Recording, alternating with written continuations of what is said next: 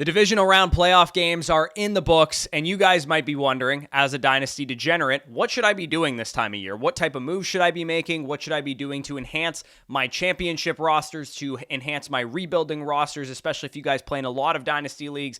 I am going to tell you 4 moves that you need to be making in the Dynasty fantasy football season in January, in February, when there's not a whole lot going on. This is the time of the year that the true grinders get an edge in their Dynasty fantasy football league. So if you guys are new around here and you play Dynasty fantasy football, leave a subscription down below, leave a like while you're down there, and comment down below any of your thoughts. I will get to all of your questions, all of your comments. So without further ado, let's get right into it.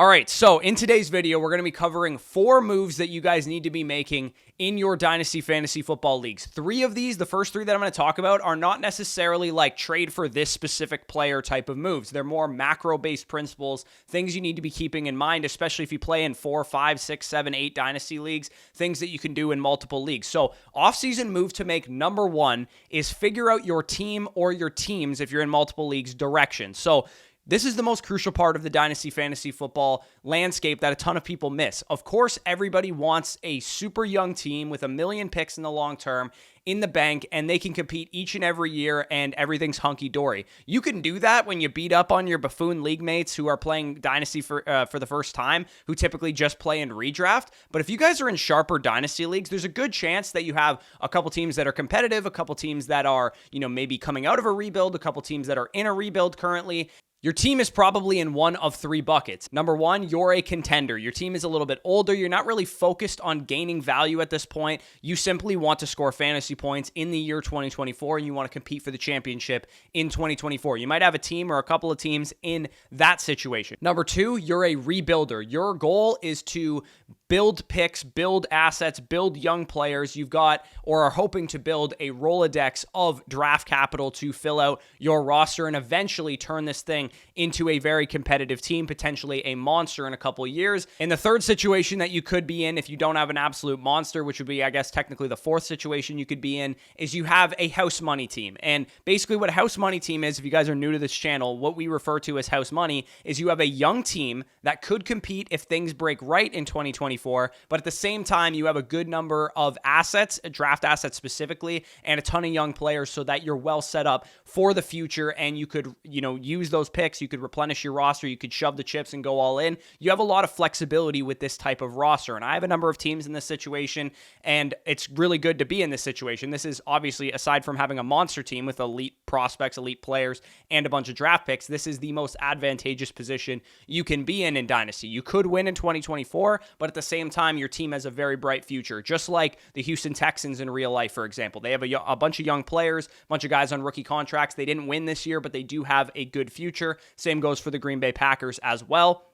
And coming to our site this spring, you guys will have a tool that allows you to be able to import all of your Dynasty leagues and kind of evaluate your team. How good are your quarterbacks relative to your league mates? How good are your wide receivers relative to your league mates? And it can give you, a tiered bucket, basically saying that you're a rebuilder, you're a contender, so on and so forth. So, of course, check out Flock Fantasy if you're interested. So, off-season move to make number 2 is align your team in accordance with the direction that you determined in off-season move number 1. So, let's say you're in 3 Dynasty leagues. You have 1 contender, 1 rebuilder, and 1 house money team. With each of those individual teams, you want to align that goal. If you're a contender, your goal is to win the championship. If you're a rebuilder, your goal is to collect value and collect assets. If you're a house money team, you could kind of go either way, but you're looking primarily still to collect value. In either case, you're looking to align your team in accordance with the direction that we already talked about. If you're a contender, for example, in practice, this means that you're searching for players to buy on the cheap because, as I'm going to talk about with rebuilders,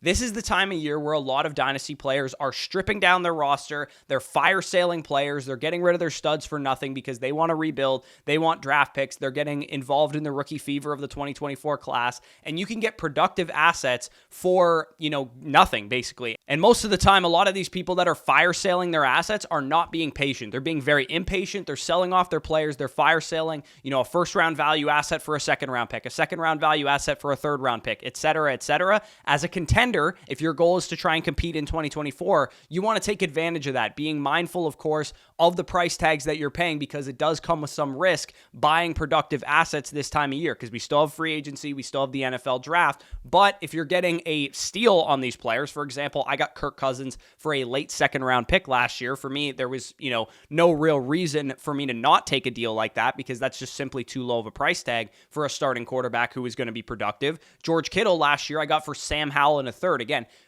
low price tag, just a guy that wanted young assets. Get George Kittle off my team, get Kirk Cousins off my team. Keep an eye for those type of deals that you can get, because dynasty players will fire everybody into the sun over age 25 at this time of year. So definitely be on the lookout for that for your contending roster. If you're a rebuilder, this means that you're the one doing the selling. But again, you're not fire selling your players. What you're doing is taking opportunities to reach out to contenders or teams that look like they want to become contenders and see if they are interested in your aging assets, your Tyreek Hills, your Keenan Allens, your Devontae Adams, your Mike Evans, your Christian McCaffreys, whatever aging productive asset that you have, keep in mind what you should be getting for them on the open market and reach out to those contending teams. It is not a race. You do not get bonus points for selling everybody as fast as you can just so you can look at your Rolodex of picks for the next 3.5 months. If it helps, take down a piece of paper, write down all of your productive assets that you would like to offload from your rebuilding rosters, and ideally the type of packages you want to get. Maybe you have Chris Godwin and you want to get at least an early second-round pick for Chris Godwin, or an equivalently valued young wide receiver like Jahan Dotson, for example. Be realistic and be calculated. Too many times people overvalue their contending assets. They want 3 first-round picks for Tyreek Hill and nobody is paying that price tag. Be realistic. Keep in mind what your league market is, and as a rebuilder, you also have the side benefit of getting these productive players off of your team. That will help come 2024 season to tank your 2025 first rounder. So even if you're slightly losing a deal, you're winning in the long term because you made your rebuild better, you made your team better. Do not be that guy that overvalues every one of his players and is caught holding the bag until those guys become less valuable. You don't want that situation to happen, especially if you have guys that are in dire need of getting off your roster, like say Austin Eckler or Christian McCaffrey, who could very, very realistically lose a lot of value in the next calendar year. You might have to sell for 90 cents on the dollar, but that's okay. If it furthers your rebuild, be patient, not stubborn. So that is the key balance that you want to find there. You don't want to be stubborn and say, I need 3 ones for Christian McCaffrey because nobody's going to pay that. You want to be calculated and be like, okay, I can let him go for a mid-first and 2 mid-seconds, even if that's 90 cents on the dollar. It's helping further my rebuild. If you need help valuing your players, a lot of you guys have asked me when I'm going to update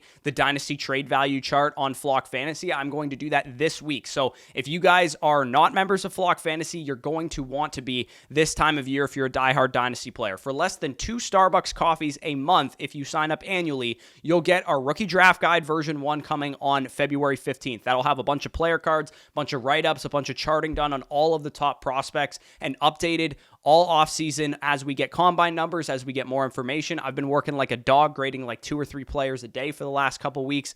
You'll also get the aforementioned Dynasty trade value chart, which again, I'm overhauling and re-updating this week. First priority to Dynasty Decisions episodes if you guys need our help specifically this time of year, which we'll be running weekly episodes going forward. Our rookie, our Dynasty, our one quarterback, our Superflex rankings, as well as the rankings of all the other creators on the site. A ton of other bonus content as well, including the prospect model that I'm hoping to build by April or May by the time we actually have rookie drafts. And we'll also have bonus video content if you guys are want more video content from us. We are going to be rolling out, especially in the next coming weeks, once the draft guide is out February 15th, all 22 film breakdowns on all of the prospects that you guys care most about, so you guys can see exactly what these players do well, exactly what their concerns are. And when you sign up on Flock Fantasy using code FSE, you can get 30% off. In addition to all of those benefits, you will also get a free Zoom consultation when you sign up annually. We're also looking to do a new Dynasty Startup Listener League this offseason, and that will be how you can get your foot in the door into that league. Annual Mother Flockers will get 2 bonus entries when we raffle off those Listener Leagues. Probably going to roll that out in March or April, so keep an eye out for that. If you're interested, check out Flock Fantasy for sure. And then finally, if you guys have a house money team right now, and you probably do if you've been following the channel for a long time, your direction this offseason and aligning your team with that direction is a lot more fluid because you're well set up for the future. But remember, you could also potentially compete this year because if things break right for your team, your young players take a step forward, maybe you're able to compete this year, but you're also set up well for the future. Remember, you're not in a rush to shove your chips into the middle. Too many times people get way too excited once they see their team come to fruition. They're like, I want to buy as many aging assets as I can and try and win the championship. Take calculated risks if you have a house money team. Buy assets that can increase in value when possible. Maybe some injured players, maybe guys who project better next year than they did perform this year. For example, a guy like Trevor Lawrence, who was banged up all season. He might be a guy that you buy low on to try and accumulate some value for your team. A guy like T. Higgins, who was also banged up all season, same type of situation.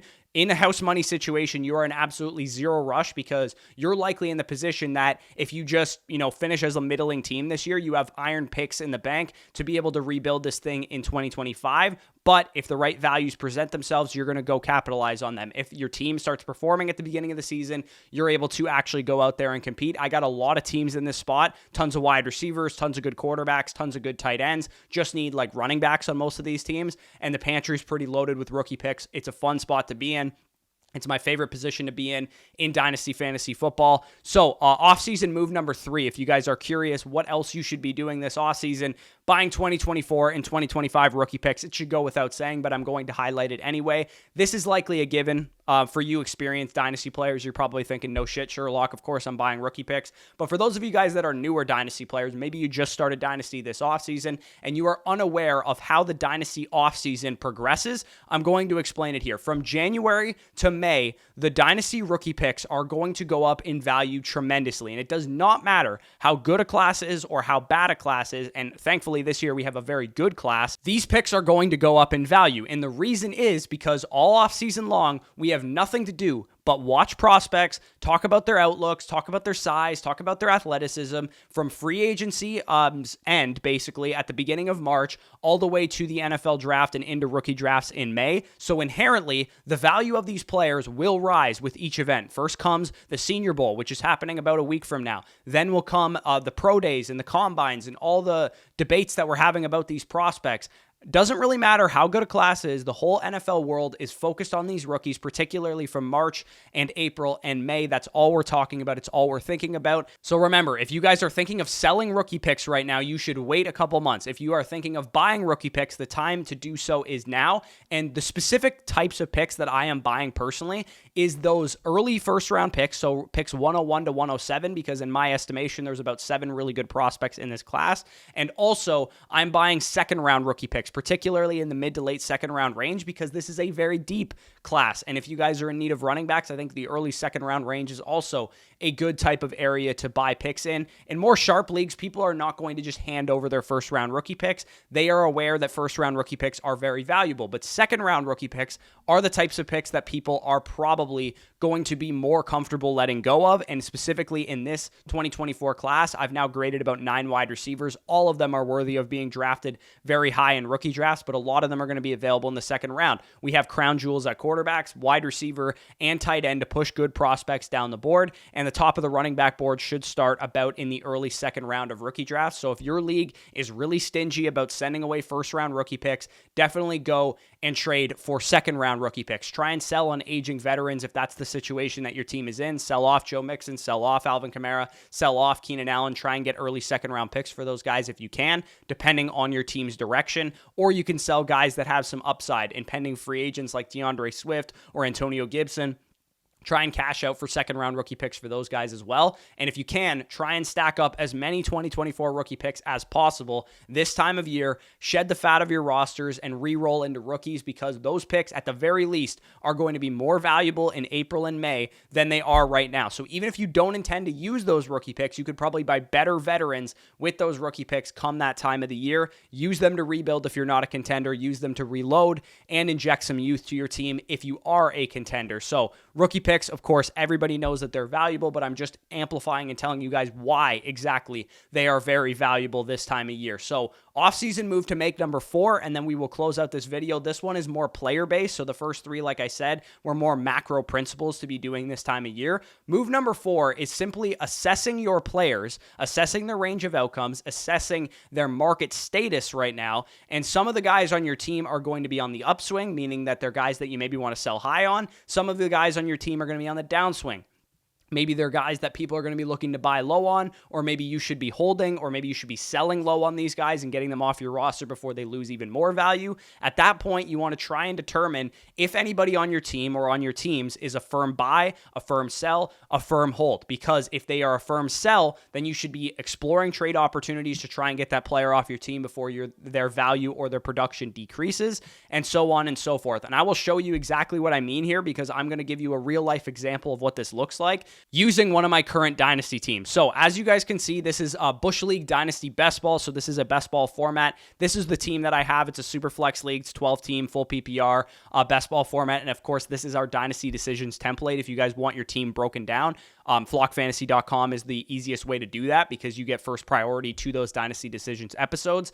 As you guys can see, I've highlighted players that are on the upswing, guys that have either increased their value or a lot of people are very excited about, so they might be considered guys that you want to sell on. And then I've also put a red dash beside guys that maybe the market has soured on a little bit, or they lost a little bit of value throughout the 2023 season. And then based on market perception and what you want to do with your team, you could determine, okay, my team is ready to compete. I don't really want to sell on Kyren Williams, for example. That could be a takeaway that you have from this team. So let's start with the guys that I have highlighted in yellow. Some players that I may want to gauge market price on is a guy like Kyren Williams. And my team, as you guys can see, it looks like it is a pretty competitive team. I was a house money team this past year. I will be competitive going into next year, because I do have some picks in the bank to be able to add veterans or add more rookie talent to this team. And because it's best ball, you want to focus on depth and guys that contribute spike weeks to your team. Kyren Williams, just because his role is volatile, might be a guy that I want to gauge the market price on. For example, I may want to try and take Kyren Williams and my 112 that I have in this upcoming rookie draft and see if that gets me to a guy with a more secure role like Jahmyr Gibbs, Bijan Robinson, or Breece Hall, for example. So again, you highlight these players, you think, okay, what do I maybe want to do with this guy? Because his value is on the upswing, you can determine, okay, his value's on the upswing, but I love him, so I'm going to keep him. His value's on the upswing, like Kyren Williams. I want to see what I can get for him. I want to see if I can transition to a safer asset. You have a number of different avenues that you can explore. Chuba Hubbard, maybe I want to cash out on Chuba Hubbard, because in 2024, we're probably going to see some big changes in Carolina when it comes to their coaching staff, when it comes to the guys that had good roles in 2023. Maybe people are really excited about Chuba Hubbard because they look at the production, and I can cash out for a second-round pick. That's an easy move to make. Nico Collins, I like Nico Collins long-term, but it's always good to know if you can use a guy on the upswing to buy a guy on the downswing in a tier that's above Nico Collins. So for example, Jamar Chase and AJ Brown, they're on the downswing given how their seasons ended. So maybe you can take Nico Collins and my 201 and go up and get one of those guys, or maybe Nico Collins and my 112 and go up and get one of those guys. So explore moves like that on your teams. Jake Ferguson, he might be good to shop as well. Given the strength that I have on this roster at tight end with Sam Laporta and Pat Freiermuth, maybe I want to see what Jake Ferguson can get me in a trade. Maybe I can re-roll him into a mid-second round rookie pick plus an upside swing that I like at wide receiver, for example. Anthony Richardson could also be a risk mitigation guy as well. I like Anthony Richardson. I want to hold Anthony Richardson, but because I believe he has a wide range of outcomes, and that's what we're doing here is assessing the range of outcomes of these players, maybe I want to see how much more I can get to CJ Stroud with Anthony Richardson because I have Nico Collins. Or maybe I want to go after another guy on the downswing like Justin Herbert, Jalen Hurts, or Joe Burrow, who are safer projections than Anthony Richardson is. Even though Richardson has a lot of upside and I really like him, maybe I want to risk mitigate a little bit and just transition him to Jalen Hurts, Justin Herbert, or Joe Burrow, and vice versa. Looking at the guys that have red dashes beside their names, those are guys that are on the downswing. So I can decide at this point whether I want to hold them because I think they're going to rebound, or I want to sell low on those guys and try and get out before I'm caught holding the bag. Kenneth Walker, Deshaun Watson, and Quentin Johnston are guys that I don't really want to keep on my team. but they are currently on the downswing. So I may want to move off of those guys in trade packages to try and get up to better assets, or maybe just want to sell low and cash out if I can for a second round pick in the case of Quentin Johnston.